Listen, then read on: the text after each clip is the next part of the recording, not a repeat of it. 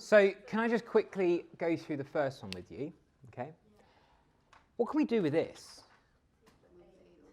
Yeah, so you remember all the ones that we've been looking at up to now, we've always had this equal to 0. Okay, so that's always try and get it in a form that you're used to. An easy way to do that is just take the 8 on the left-hand side. So in fact, as a general rule of thumb, whenever you're solving quadratics, it's got an x squared in, okay, always set them equal to 0. Okay, so let's do that. So x squared plus, so minus 7x minus 8 equals 0. Okay.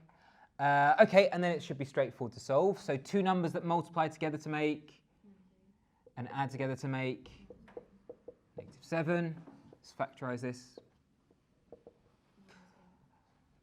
Good, so x and x. So think about the two numbers that multiply together to make -8. -8 plus 1, that will be consistent with -7. Good. So x has to equal to, or x equals.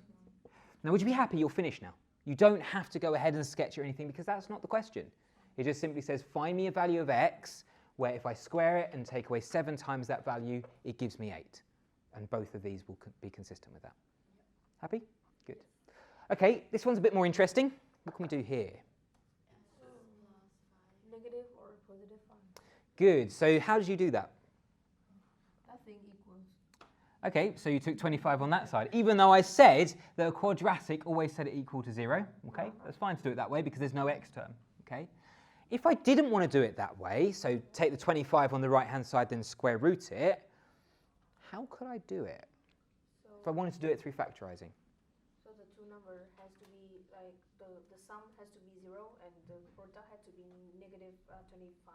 Yeah, absolutely. So you're saying I want to make this look something like this.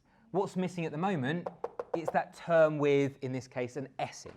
Yeah, because this is a quadratic in s, not x. Okay, so you say, okay, there is a term just in s, but it's hiding. So just 0 lots of that value. And then it's the same kind of thing as before. I'm looking for two numbers that multiply together to make something and add together to make something. Multiply together to make 25. negative, yeah, and add together to make 0. And you think, okay, what numbers could they be? -5 and 5. Good.